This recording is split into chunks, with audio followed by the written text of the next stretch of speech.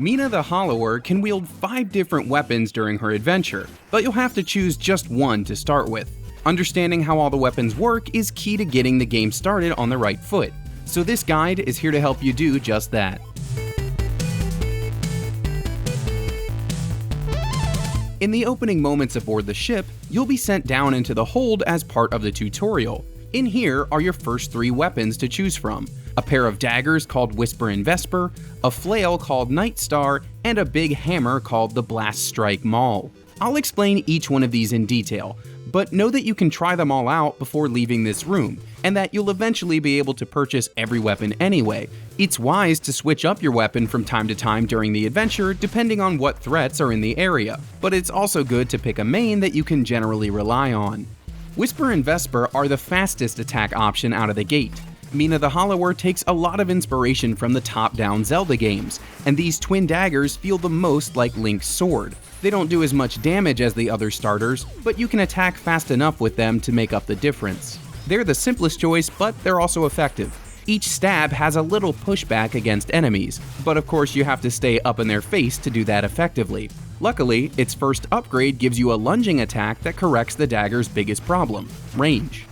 The Nightstar, which is actually a morning star, get it, is a good mid-range choice. It's less maneuverable than the daggers, as each whipping attack temporarily locks Mina in place. That said, it's great for poking at enemies across gaps, and it can be very handy against flying foes. The jumping attack actually extends the flail further, and it can be upgraded so that striking enemies perfectly with the tip does bonus damage. The Nightstar is the medium damage dealer out of the gate, but it's also the only ranged choice.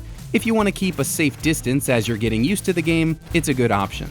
The last choice, for now, is the Blaststrike Maul, a big ol' hammer. It deals the most damage of the starting weapons, but it's also the trickiest to use. It's got a slow swing, and the trade-off is that you can perform a dodge roll with some invulnerability frames by pressing a direction while holding the attack button. You can hold down the attack button and release it for an even stronger strike, but you'll need to learn the timing and get used to rolling as you ready yourself. Get good with that, and you'll be ready for a future upgrade that adds an explosive AoE to the charge attack. If you're looking to hit hard and probably take a few hits along the way, then the Blaststrike Maul might be for you. Like I said before, you're not married to any of those weapons for the full game.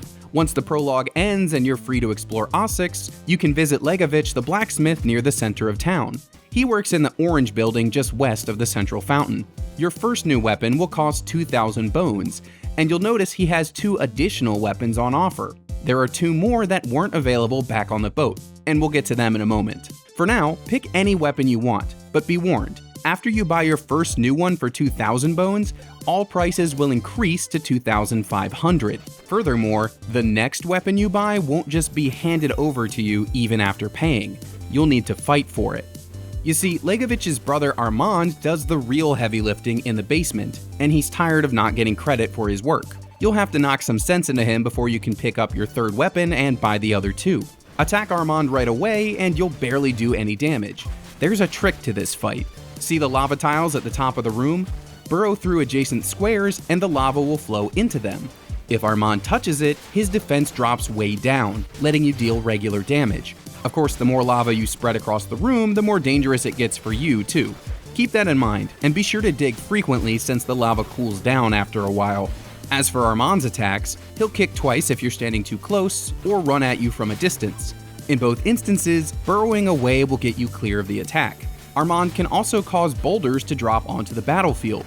These are easy to avoid at first, but be aware that they will also break apart and fly in the 4 cardinal directions, so there's a second part to the attack you'll need to sidestep. Finally, Armand can charge up and slam his hammer, dealing big damage and leaving dugout spots on the ground for the lava to flow into. Stay on the move, keep leading him into the lava, and get in attacks whenever it feels safe, and he will eventually calm down and allow you to continue grabbing new weapons.